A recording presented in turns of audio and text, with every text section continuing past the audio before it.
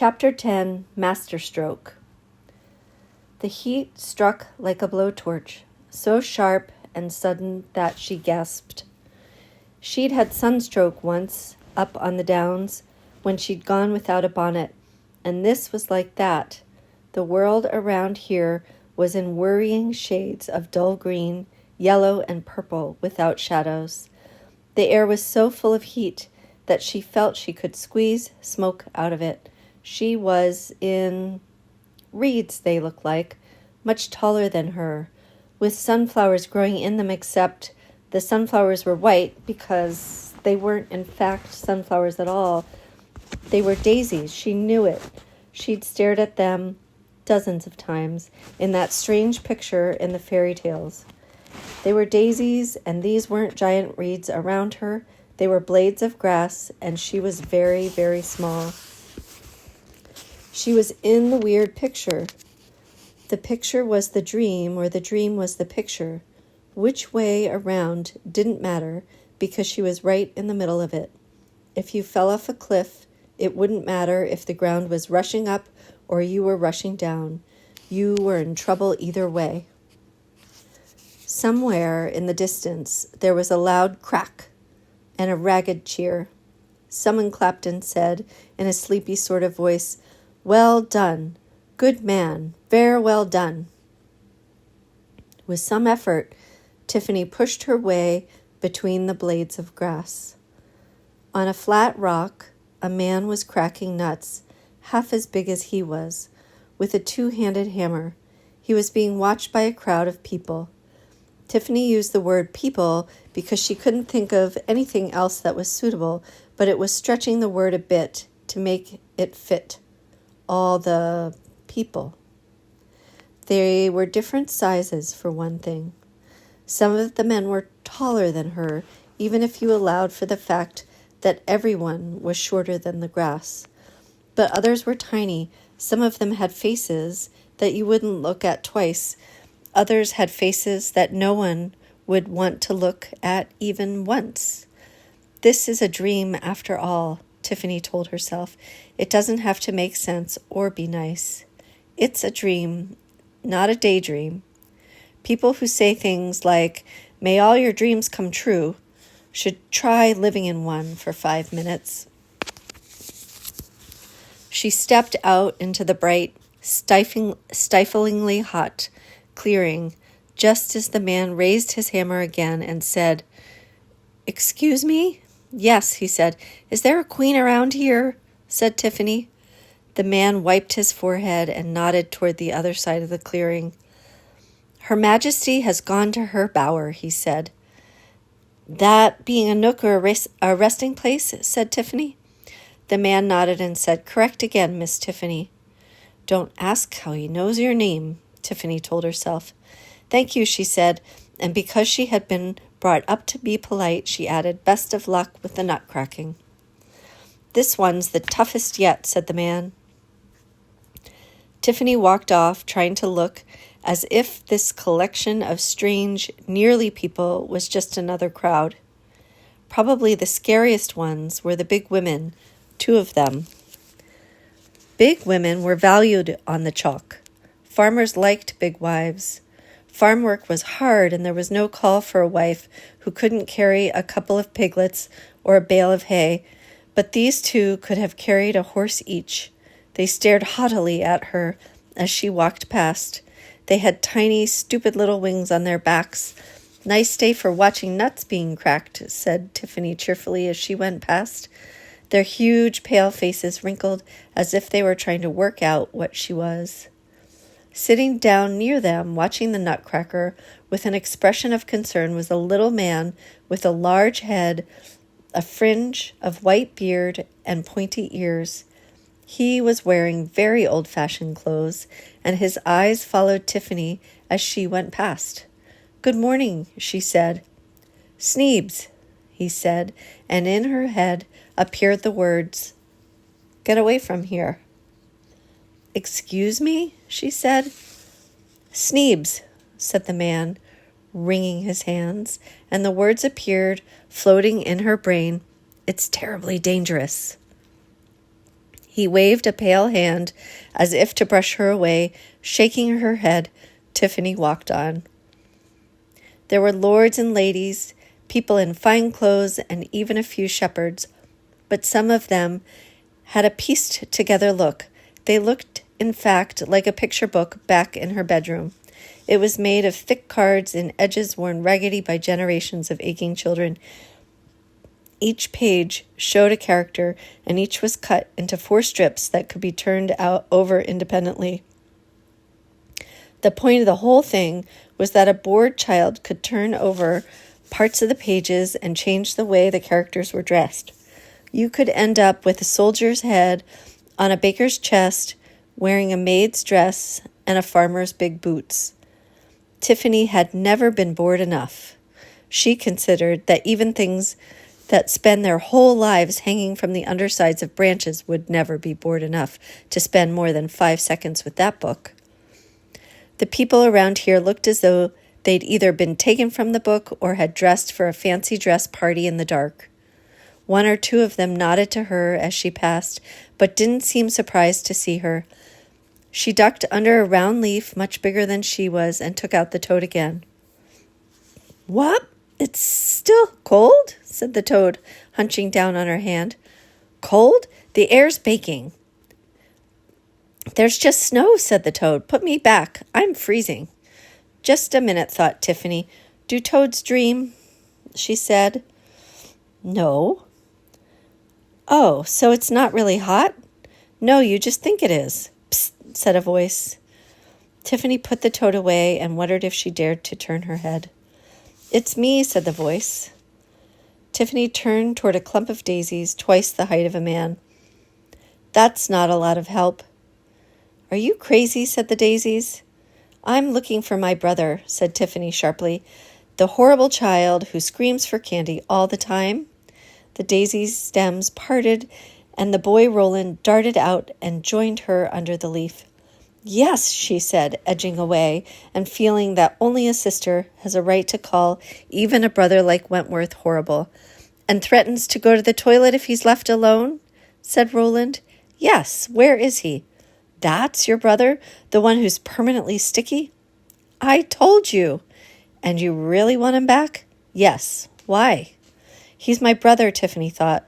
"What's why got to do with it?" "Because he's my brother. Now tell me where he is." "Are you sure you can get out of here?" said Roland. "Of course," Tiffany lied. "And you can take me with you?" "Yes." Well, she hoped so. "All right, I'll let you do that," said Roland, relaxing. "Oh, you'll let me, will you?" said Tiffany. "Look, I didn't know what you were, all right," said Roland. "There's always weird things in the forest, lost people, bits of dreams that are still lying around. You have to be careful. But if you really know the way, then I ought to get back before my father worries too much." Tiffany felt the second thoughts starting. They said, "Don't change your expression, just check." "How long have you been here?" she asked carefully. "Exactly." "Well, the light doesn't really change much," said the boy. "It feels like I've been here, hours, maybe a day." Tiffany tried hard not to let her face give anything away, but it didn't work. Roland's eyes narrowed. "I have, haven't I?" he said. Why do you ask?" said Tiffany desperately. "Because in a way it feels like longer. I've only been hungry 2 or 3 times and been to the, twice, so it can't be very long. But I've done all kinds of things. It's been a busy day." His voice trailed off. You're right," said Tiffany. "Time goes slowly here. It's been a bit longer." 100 years? Don't tell me it's 100 years. Something magical has happened. It's 100 years, yes? What? No. Nearly a year. The boy's reaction was surprising. This time he looked really frightened. "Oh, no, that's worse than 100 years. "How?" said Tiffany. "If it was 100 years, I wouldn't get a thrashing when I got home." Thought Tiffany. "I don't think that's going to happen," she said out loud. "Your father has been very miserable. Besides, it's not your fault you were stolen by the Queen." She hesitated, because this time it was his expression that gave it all away, was it? Well, there was this fine lady on a horse with bells all over its harness, and she galloped past me when I was out hunting, and she was laughing, so of course I spurred my horse and chased after her, and... He fell silent. That probably wasn't a good decision, said Tiffany. It's not bad here, said Roland. It just keeps changing. There's doorways everywhere. I mean, entrances into other places. His voice trailed off. You'd better start at the beginning, said Tiffany. It was great at first, said Roland. I thought it was, an adventure. She fed me sweetmeats. What are they exactly, said Tiffany. Her dictionary hadn't included that one. Are they like sweetbreads? I don't know. What are sweetbreads? The pancreas or thymus gland of a cow, said Tiffany. Not a very good name, I think. Roland's face went red with the effort of thought. These were more like nougat. Right, go on, said Tiffany. And then she told me to sing and dance and skip and play, said Roland. She said that's what children were supposed to do. Did you? Would you? I'd feel like an idiot. I'm 12, Roland hesitated. In fact, if what you say is true, I'm 13 now, right? Why did she want you to skip and play? Said Tiffany, instead of saying, no, you're still 12 and act like you're 8. She just said that's what children do, said Roland. Tiffany wondered about this. As far as she could see, children mostly argued, shouted, ran around very fast, laughed loudly, and picked their noses, got dirty, and sulked. Any scene dancing and skipping and singing had probably been stung by a wasp. Strange, she said, and then when I wouldn't, she gave me more sweets. More nougat? Sugar plums, said Roland. They're like plums, with sugar on. She was always trying to feed me sugar. She thinks I like it. A small bell rang in Tiffany's memory. You don't think she's trying to fatten you up before she bakes you in an oven and eats you, do you? Of course not. Only wicked witches do that. Tiffany's eyes narrowed. Oh, yes, she said carefully. I forgot. So you've been living on sweeties. No, I know how to hunt. Real animals get in here. I don't know how. Sneebs thinks they find the doorways in by accident, and then they starve to death because it's always winter here. Sometimes the queen sends out robbing parties if a door opens into an interesting world, too. This whole place is like a pirate ship. Yes, or a sheep tick, said Tiffany, thinking out loud. What are they? They're insects that bite sheep and suck blood and don't drop off until they're full, said Tiffany. Yuck. I suppose that's the kind of thing peasants have to know about, said Roland. I'm glad I don't.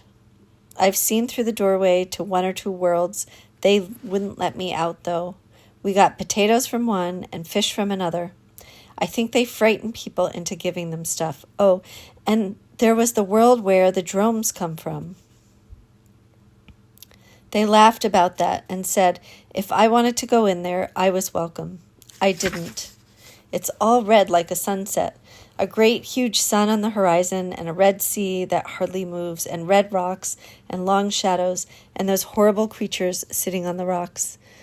They live off crabs and spidery things and little scribbity creatures. It was awful. There was this sort of ring of little claws and shells and bones around every one of them. Who are they? Said Tiffany, who had noted the word peasants. What do you mean? You keep talking about they, said Tiffany. Who do you mean, the people out there? Those, most of them aren't even real, said Roland. I mean the elves, the fairies, though that's who she's queen of. Didn't you know? I thought they were small. I think you can be any size. I think they can be any size they like, said Roland. They're not exactly real. They're like dreams of themselves. They can be thin as air or solid as a rock, Sneeb says. Sneebs? Said Tiffany. Oh, the little man that just says Sneebs, but real words turn up in your head? Yes, that's him. He's been here for years. That's how I knew about the time being wrong. Sneebs got back to his own world once, and it was all different. He was so miserable, he found another doorway and came straight back. He came back? Said Tiffany, astonished. He said it was better to belong where you don't belong than not to belong where you used to belong. Remembering when you used to belong there, said Roland. At least I think that's what he said. He said it's not too bad here if you keep out of the Queen's way. He says you can learn a lot. Tiffany looked back at the hunched figure of Sneebs, who was still watching the nut cracking. He didn't look as though he was learning anything. He just looked like someone who'd been frightened for so long it had become part of his life, like freckles. But you mustn't make the Queen angry, said Roland. I've seen what happens to people who make her angry. She sets the bumblebee women on them. Are you talking about those huge women with the tiny wings? Yes, they're vicious, and if the Queen gets really angry with someone, she just stares at them and they change. Into what? Other things. I don't want to have to draw you a picture, Roland shuddered, and if I did, I'd need a lot of red and purple crayon. Then they get dragged off and left for the dromes. He shook his head. Listen, dreams are real here, really real. When you're inside them, you're not exactly here. The nightmares are real, too. You can die. This doesn't feel real, Tiffany told herself. This feels like a dream. I could almost wake up from it. I must always remember what's real. She looked down at her faded blue dress with the bad stitching around the hem, caused by it being let out and taken in as its various owners had grown. That was real, and she was real. Cheese was real. Somewhere not far away was a world of green turf under a blue sky, and that was real. The Knack-Knack Feagle were real, and once again she wished they were here. There was something about the way they shouted, "Crivens!" and attacked everything in sight. They were so very comforting. Roland was probably real. Almost everything else was really a dream in a robber world that lived off the real worlds, and where time nearly stood still and horrible things could happen at any moment. I don't want to know anything more about it, she decided. I just want to get my brother and go home while I'm still angry. Because when I stop being angry, that'll be the time to get frightened again, and I'll be really frightened this time, too frightened to think. As frightened as Sneebs, and I must think. The first dream I fell into was like one of mine, she said. I've had dreams where I wake up and I'm still asleep, but the ballroom, I've never... Oh, that was one of mine, said Roland, from when I was young. I woke up one night and went down to the big hall, and there were all these people with masks on, dancing. It was just so bright. He looked wistful for a moment. That was when my mother was still alive. This one's a picture from a book I've got, said Tiffany. She must have got that from me. No, she often uses it, said Roland. She likes it. She picks up dreams from everywhere. She collects them. Tiffany stood and picked up the frying pan again. I'm going to see the Queen, she said. Don't, said Roland. You're the only other real person here except Sneebs, and he's not very good company. I'm going to get my brother and go home, said Tiffany flatly. I'm not going to come with you then, said Roland. I don't want to see what she turns you into. Tiffany stepped out into the heavy, shadowless light and followed the path up the slope. Giant grasses arched overhead. Here and there, more strangely dressed, strangely shaped people turned to watch her, but then acted as though she was just a passing wanderer of no interest whatsoever. She glanced behind her. In the distance, the Nutcracker had found a bigger hammer and was getting ready to strike. Wanna, sweetie? Tiffany's head shot around like a weathercock in a tornado. She ran along the path, head down, ready to swing the pan at anything that stood in her way, and burst through a clump of grass into a space lined with daisies. It could well have been a bower. She didn't bother to check. Wentworth was sitting on a large, flat stone surrounded by sweets. Many of them were bigger than he was. Smaller ones were in piles, larger ones lay like logs, and they were in every color sweets can be, such as not really raspberry red, fake lemon yellow, curiously chemical orange, some kind of acidy green, and who knows what blue. Tears were falling off his chin in blobs. Since they were landing among the sweets, serious stickiness was already taking place. Wentworth howled. His mouth was a big red tunnel with the wobbly thing that no one knows the name of, bouncing up and down in the back of his throat. He stopped crying only when it was time to either breathe in or die, and even then it was only for one huge sucking moment before the howl came back again. Tiffany knew what the problem was immediately. She'd seen it before at birthday parties. Her brother was suffering from tragic sweet deprivation. Yes, he was surrounded by sweets, but the moment he took any sweet at all, said his sugar-addled brain, that meant he was not taking all the rest. And there were so many sweets he'd never be able to eat them all.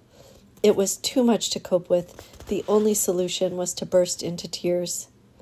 The only solution at home was to put a bucket over his head until he calmed down and to take almost all the sweets away. He could deal with a few handfuls at a time. Tiffany dropped the pan and swept him up in her arms. "It's Tiffany," she whispered, "and we're going home. And this is where I meet the Queen," she thought. But there was no scream of rage, no explosion of magic, nothing. There was just the buzz of bees in the distance, and the sound of wind in the grass, and the gulping of Wentworth, who was too shocked to cry. She could see now that the far side of the bower contained a couch of leaves, surrounded by hanging flowers, but there was no one there. "That's because I'm behind you," said the voice of the Queen in her ear. Tiffany turned around quickly. There was no one there. "Still behind you," said the Queen. "This is my world, child. You'll never be as fast as me, or as clever as me. Why are you trying to take my boy away?" "He isn't yours, he's ours," said Tiffany. You never loved him. You have a heart like a little snowball. I can see it." Tiffany's forehead wrinkled. "Love," she said. "What's that got to do with it? He's my brother. My brother." "Yes, that's a very witchy thing, isn't it?" said the voice of the Queen. "Selfishness, mine, mine, mine. All a witch cares about is what's hers. You stole him." "Stole, you mean? You thought you owned him?" Tiffany's second thoughts said, "She's finding your weaknesses. Don't listen to her." "Ah, and you have second thoughts," said the Queen. "I expect you think that makes you very witchy, do you?"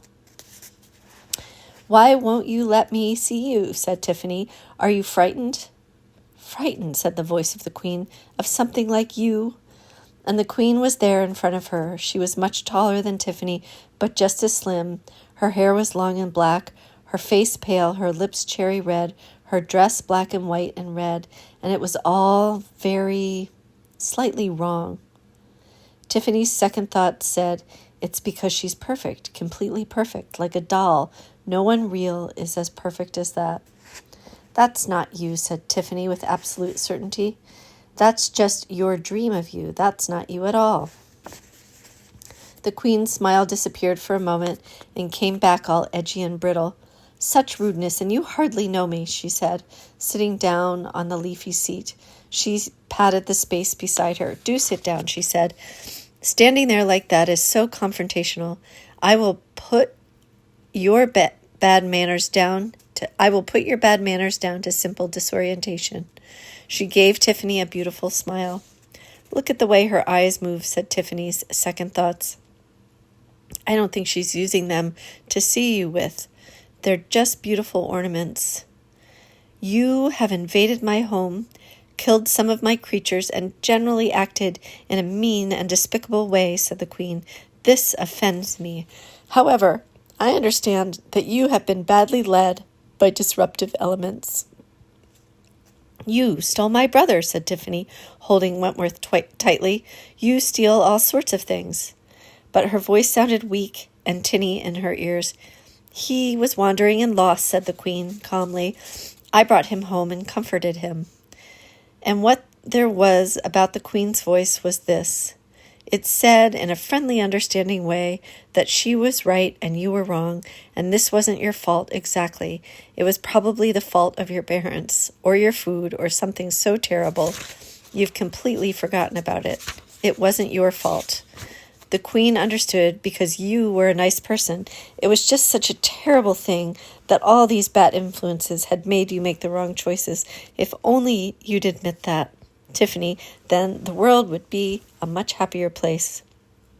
This cold place, guarded by monsters in a world where nothing grows older or up, said her second thoughts, a world with the Queen in charge of everything. Don't listen. She managed to take a step backward. Am I a monster? Said the Queen. All I wanted was a little bit of company.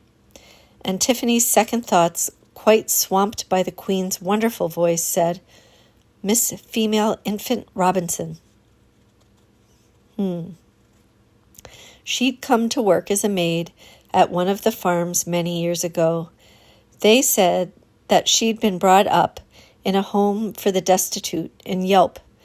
They said she'd been born there after her mother had arrived during a terrible storm, and the master had written in his big black diary, to Miss Robinson, female infant. And her young mother hadn't been very bright and was dying in any case, and had thought that was the baby's name. After all, it had been written down in an official book. Miss Robinson was quite old now, never said much, never ate much, but you never saw her not doing something. No one could scrub a floor like Miss Female Infant Robinson. She had a thin, wispy face with a pointed red nose and thin, pale hands with red knuckles, which were always busy. Miss Robinson worked hard. Tiffany hadn't understood a lot of what was going on when the crime happened. The women talked about it in 2s and 3s at Golden Gates. Hold on a sec.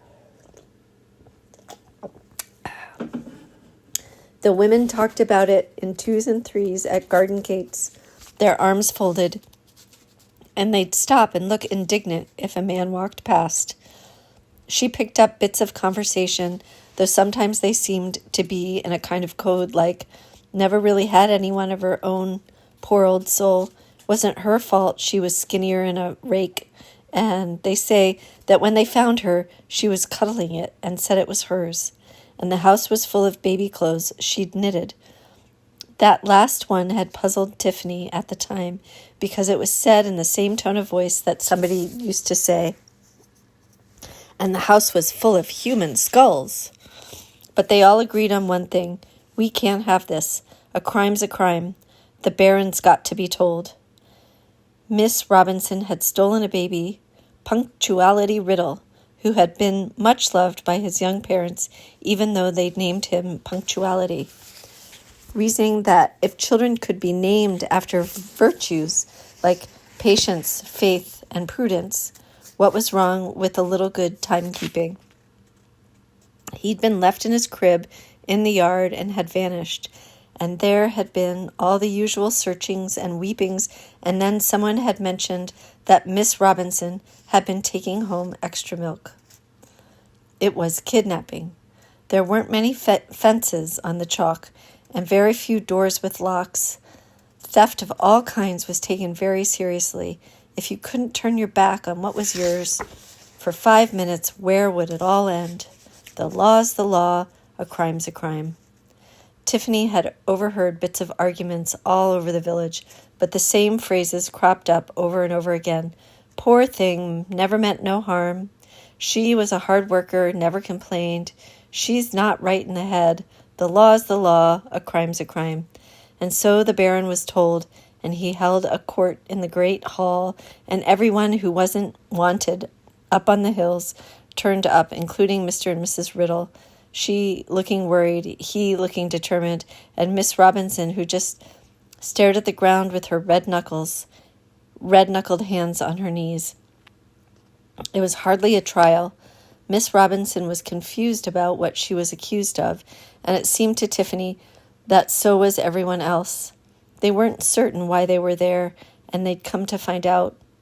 The Baron had been uneasy too. The law was clear. Theft was a dreadful crime, and stealing a human being was much worse. There was a prison in Yelp, right beside the home for the destitute. Some said there was even a connecting door. That was where thieves went. And the Baron wasn't a big thinker. His family had held the chalk by not changing their mind about anything for hundreds of years. He sat and listened and drummed his fingers on the table and looked at people's faces and acted like a man sitting on a very hot chair. Tiffany was in the front row. She was there when the man started to give his verdict, umming and ahhing, trying not to say the words he knew he'd have to say when the door at the back of the hall opened and sheepdogs, thunder and lightning, trotted in. They came down the aisle between the rows of benches and sat down in front of the Baron, looking bright-eyed and alert. Only Tiffany craned to see back up the aisle. The doors were still slightly ajar. They were far too heavy even for a strong dog to push them open, and she could just make out someone looking through the crack.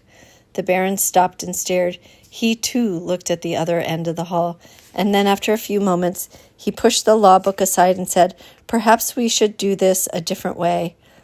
And there was a different way, involving people paying a little more attention to Miss Robinson. It wasn't perfect, and not everyone was happy, but it worked.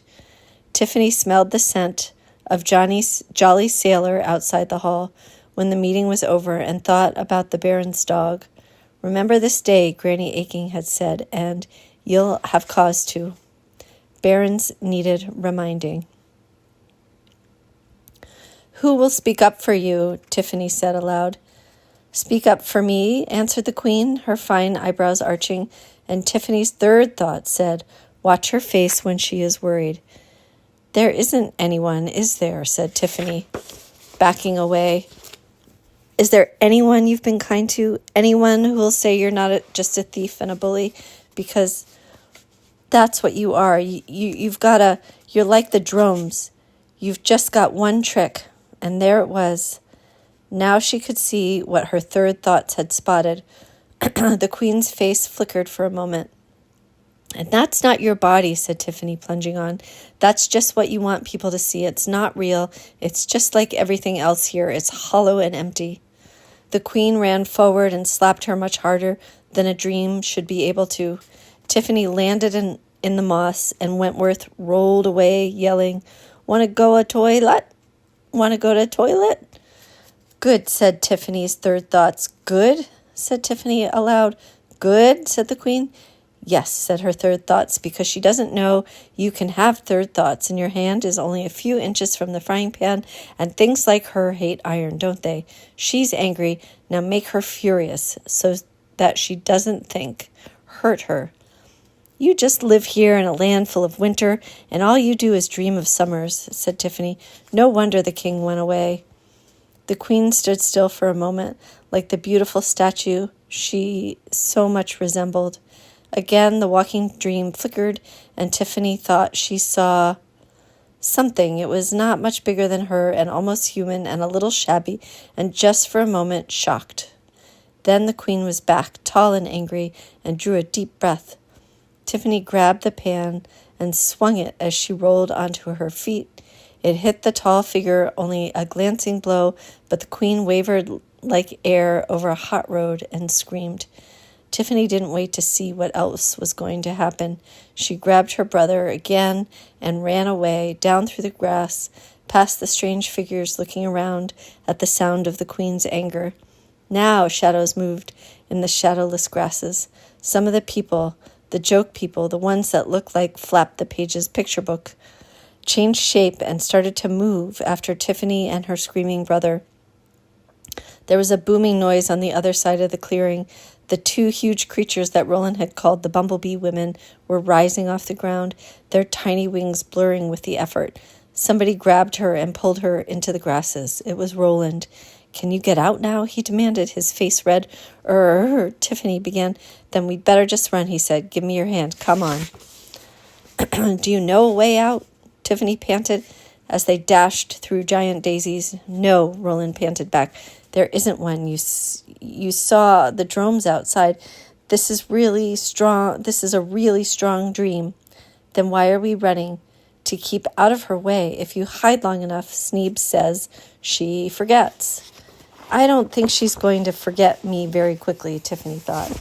Roland had stopped, but she pulled her hand away and ran onward, with Wentworth clinging to her in silent amazement. Where are you going? She shouted Roland behind her. I really want to keep out of her way. Come back. You're running right back. No, I'm not. I'm running in a straight line. This is a dream, Roland shouted, but it was louder now because he was catching up to her. You're running right around. Tiffany burst into a clearing. The clearing.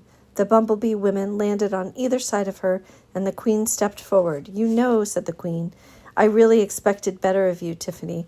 Now give me back the boy, and I shall decide what to do next. It's not a big dream, mumbled Roland behind her. If you go too far, you end up coming back.